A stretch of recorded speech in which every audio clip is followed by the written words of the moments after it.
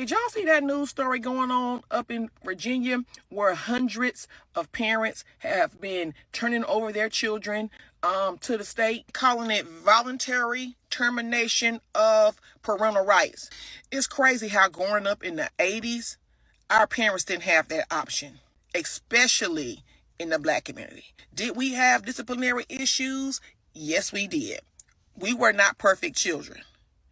But to rise to the level where these parents are feeling like they got to turn their kids over to the state, where for so long that they were not teaching these children values, right from wrong, wasn't sitting down with them and made sure that they knew basic life skills, how to tie their shoe, how to put their clothes on properly, how to brush their teeth. They don't have no concept of right and wrong. They have no level of self-accountability, right? Because you just grew them up. You just let them, grow, but you wasn't teaching them and instill, no values in them. So, in the state of Virginia, termination of parental rights under the law. So voluntary termination of parental rights. In some cases, a parent might recognize his or her own inability to properly care for a child, or may recognize that another person or family member can better provide for the child. And he or she may make the painful decision to voluntarily terminate his or her right to custody so that the child may be adopted. In some states, there is a grace period following the voluntary termination in which a parent can revoke his or her consent to an adoption. Now, first hearing this story, I thought it was a joke. I thought that, let me take a step back. I know adoption exists. People at the hospital have that option. Women have that option. Families have that option. Hey, I can't care for this child, so I'm going to give it up for adoption. Yeah, surrogates or whatever the case may be. Now you're basically saying that when I'm raising this kid, I can't do it. I can't do it. I can't. It's too much. It's too much for me. And my question, in particular to you, Mr. Parks, someone who has children, hearing this, did you ever imagine a point to where adults now are basically giving up on their kids? I've seen it happen 1,000 times. It just make me question, what is the relationship like with the father? Normally when you have these cases, whether it's male or female, a lot of time the children act out because they want attention or they want to know why the other parent is not there. In most cases, I hate to say it, people don't want to be honest, but there's a lot of people who have one-night stands and the person told them, hey, this is a one-night stand, and they proceeded to carry out to have a child. There's a lot of women who probably been told by men, I'm not ready to be a father, I'm not going to be a father, and having a child trying to convince them, it didn't work out. So yeah, in most cases, like I said, I've seen it 1,000 times. For the most part, both parents are incapable of raising a child.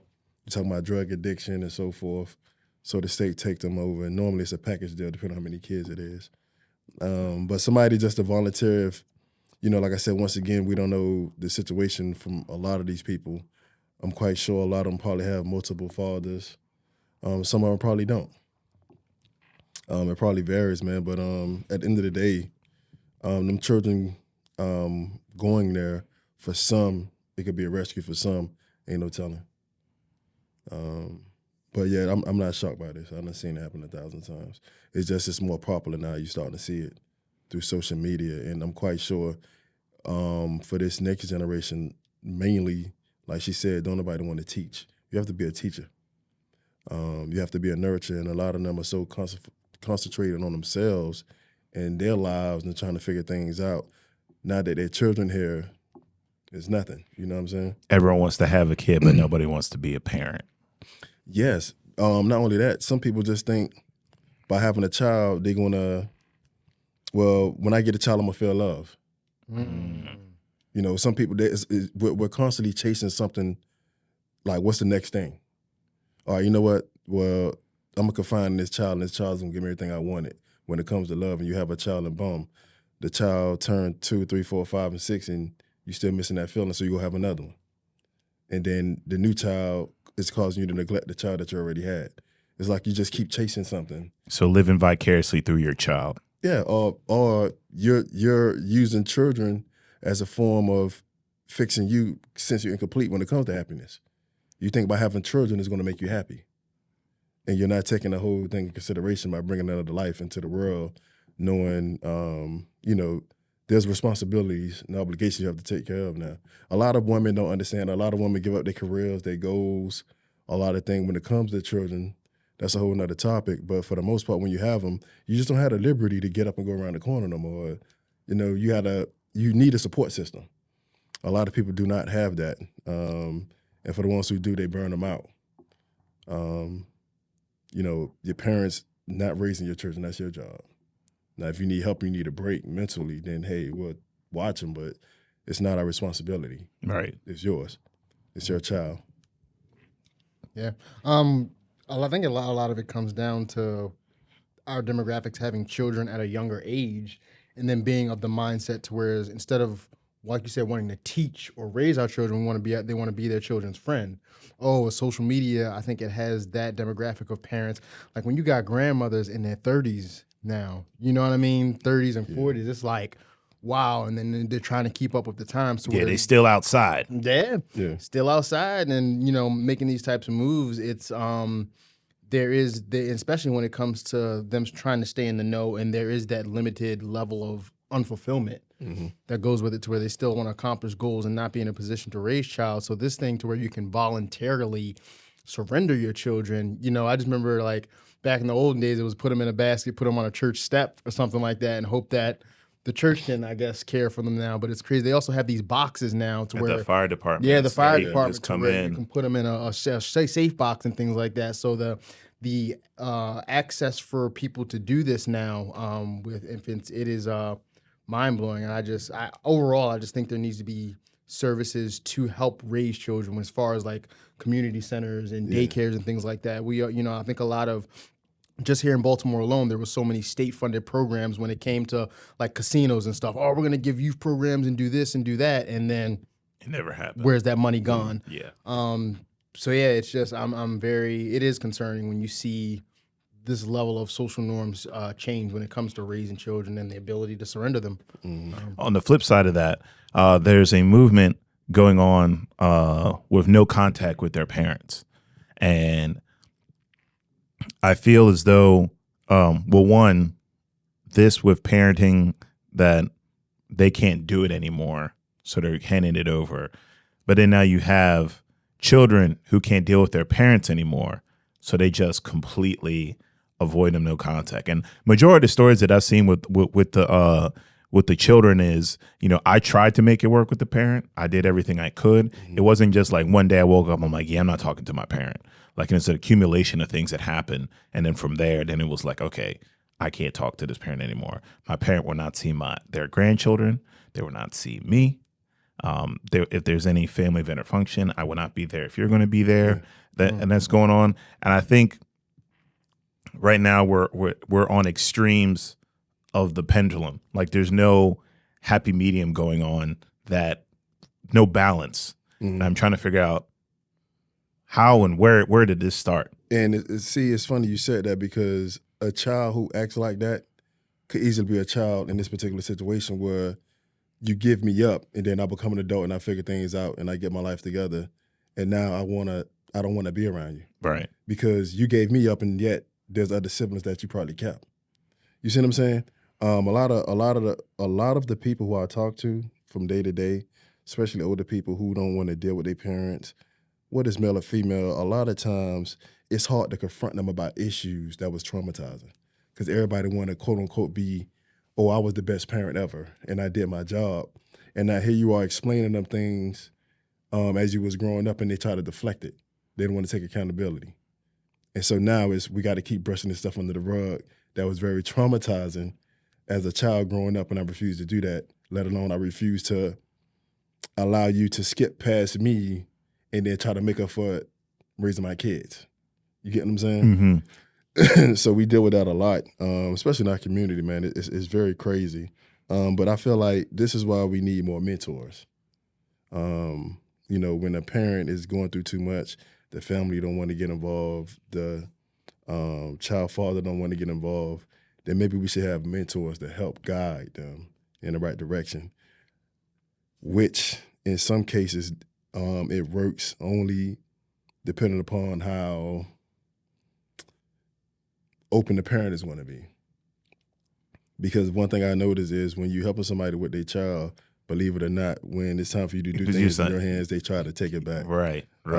You seen that video of the I don't even know if he was the stepdad, just the boyfriend. He took the kid to go get a haircut. Oh. And then the dude showed up and was cussing him out and creating a scene. Oh, the real father? Yeah, the real father showed up. Yeah. And he was like, "Who are you to take my child to go get a haircut?" Your boy. Should I say all boy? That ain't our shit. That's my motherfucking son. World Star. That's my motherfucking son. You don't got no business. Take him to the barbershop. I told you that. I told you that shit. Fight back. I told you that shit. I told you that shit. I told you that shit. It's your first time. Hey, let me go ahead and call this mama real quick and we go ahead and get to the bottom of it. All right, you go ahead and you do that. And she better say the right shit, because if she don't, I'm about to get you swinging. That's tough. And it's like, that's tough, bro.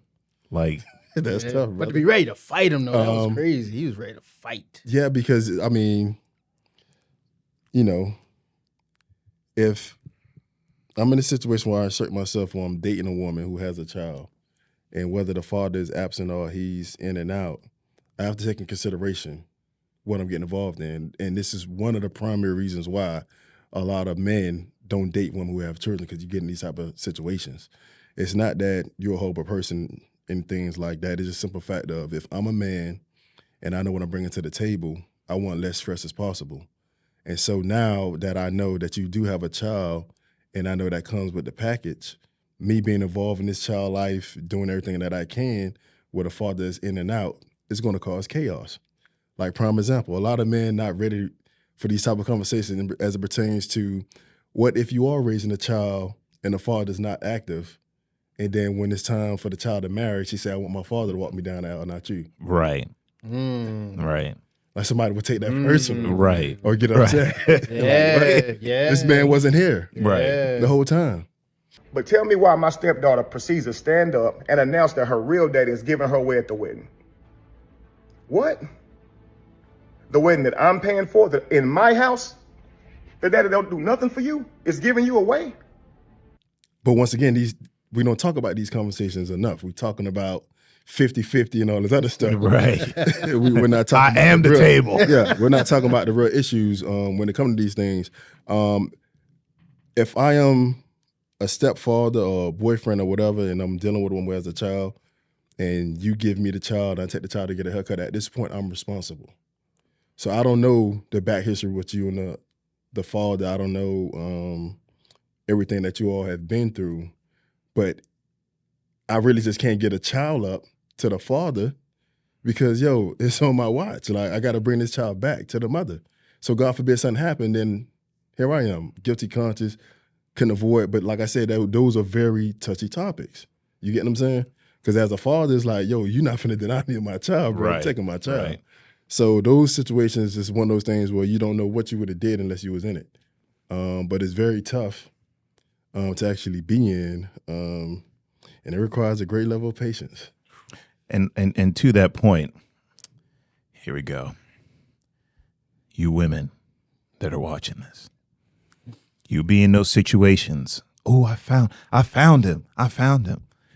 But you don't say anything to the father at all. He has to find out that, she's seeing somebody. Yeah. Oh, the son is spending time with this dude. Well, who's this dude? Yeah. That causes the tension right then and there. Not only do the men need to have conversations, you need to have the damn conversation. Yeah. I know it's accountability. I know, kryptonite. I know. But in order, the child's life is what matters at this point in time.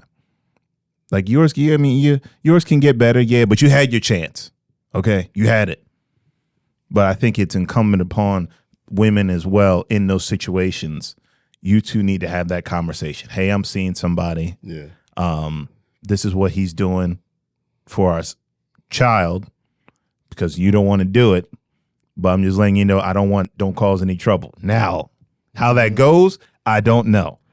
But I still think, it can't just be the guy coming into the situation who has to be the one to step up and start these conversations. It's crazy because when it comes to co-parenting, everything is fine until you start dating. And then it's not just dating, it's who you dating. So prime example, you have women who do tell guys, hey, I'm seeing somebody else. And that father might be like, okay, cool. And just being a male, he going to choke his ego and try to look the other guy up and try to find out who the guy is. Now, if the guy's not a threat, you're not really concerned. You don't care. But when he's a threat, then it's like, and I'm speaking because I done been in these situations where though I'm talking to somebody, baby mother, and it's like, oh, and then they see me, it's like, oh, damn. Hold on, wait a minute. Like, how you get this guy right here, man? Like, hold on, wait a minute. Right. Now I feel some type of way. Cause see, if it was the little short dude who looked ugly, then I don't care about him. Right. I'm not checking for him. But this guy, it's like, hold on, wait a minute. You got my son around here, you got my daughter around here, I feel some type of way. Right. Cause I'm comparing him to me and it's like, oh, like he's doing well off. So I feel some type of way. So sometimes it be the not letting go. And a lot of times that's the thing, like whether it's male or female, sometimes the other party don't let the other person go. And so you're just keeping tabs on them to see. That's like your exes. They still gonna follow you on Instagram. Right. Fake pages and all that, because they want to make sure they didn't make the wrong mistake. Right. So let me stalk his page every now and again to make sure he's doing good, because, I know how I'm doing. I might not like how I'm doing, and then boom, oh my God, look at he's a millionaire now. Right. Right. What? Right. I left that like, oh my God, I regret this guy that I'm with. I don't like him. Like I had that. Oh my God, he did all that. That's crazy. So yeah, they stalk. And then when you get in the situation, then yeah, all hell break loose. Sidebar, Dr. Umar posed that question on the, I forget what the podcast was called, but would a woman wait 2 years, invest in the guy till he got to the point of where she thought he needed to be, success-wise? What woman Dr. Umar? It was particularly to black women. Who? The black women, because he was saying that white women would see a guy with potential. A big difference between the snow bunny and the African queen is the snow bunny will find a black man in progress. She will find him on the job. She will find him on the university. And that snow bunny will see a black man with potential and she will invest in him. She will help him level up. And then when the sisters see him 5 years later, he's a millionaire. And the sisters say, look at that sellout. He went and got a white girl. But guess what? When he was looking for a sister to help him level up, to invest in him, none of them wanted it. You know why? Too many black women want a finished product. Help him level up and become what you need him to be. Because the big reason why these snow bunnies are running off with black men is they're meeting them when they have nothing, but they believe in their vision. And black women are waiting for him to cross the finish line. And by the time he crosses the finish line, the snow bunny done snatched him already. It's kind of twofold. I ain't even gonna hold you, because there have been women, black women, who have done that. Oh, and shit ain't go right. Right. Like I'm gonna help this dude get on top, and then they leave. And what it comes down to is, in some cases, it's the male. Like there's a lot of males who have a hard time just getting women in general, let alone having sex. It's very hard to conquer a woman's body. A lot of people think it's easy. It is not. Now, some people use money and materialistic things, but at the end of the day, unless you got a certain aura about you, they already got in their mind who they're going to have sex with. Mm-hmm. So I'm saying that to say, in some cases, as it pertains to that, man, put it this way. Women have done that, got the guy to where he needed to be, and the guy started getting access to different type of women. So now the women that we see on Instagram or at celebrity events or certain celebrities, he probably would never had any contact with those type of people. But now that he's in position financially and he has resources, it's gonna put him in different rooms. And so for them, it's like, we're not doing that because we did that and y'all turn around and get the women anyway. So I'm not doing that. So I understand it's damn if you do, damn if you don't. Yeah. But there are good men women have seen that they know for a fact he is for you, and yet they're not doing it because society is teaching them something different. And I tell women this all the time, and men, we're at a place right now in society that they'll put so much stuff on us when it comes to consuming that it causes you to hate your life. Like, you deserve that bigger job. You deserve that big house, or, you know, you deserve an extra The 10,000. entitlement. Yeah. But also, you keep being in these type of situations, it causes you to neglect everything that you have.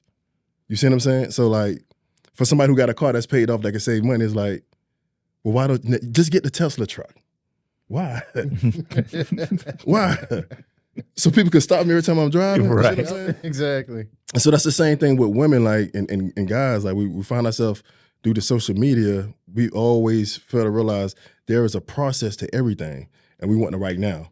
And for some women, you know, and for some guys too as well, everybody fall in love with the victory, not the process of fighting to get to the victory.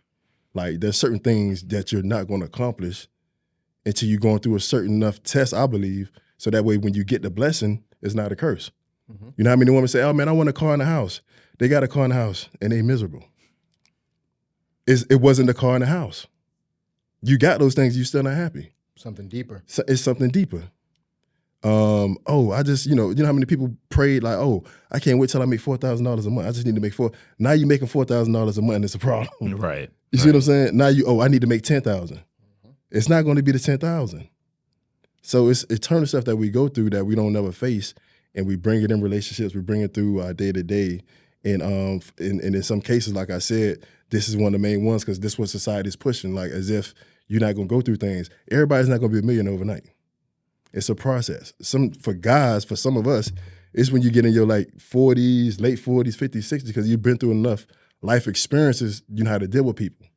You know how important it is to tell people no instead of yes, because your yes could be very expensive. Somebody, you know what I'm saying? So, like, you got to go through these things, but social media push all this stuff on us, so it's like, don't nobody want to work together as a team. We're in competition with one another. And I think that brings it back to this story regarding kids. I think that's the aspect that's been taken out of parenting. It's a team effort. It's a team effort. Like relationships, parenting is a team effort. And I think that if you get to a point, there may be a lot of circumstances and a lot of factors that, you know, will make that parenting situation hard and detrimental. Mm-hmm. But at the same time, you have to be accountable and not put yourself in that position.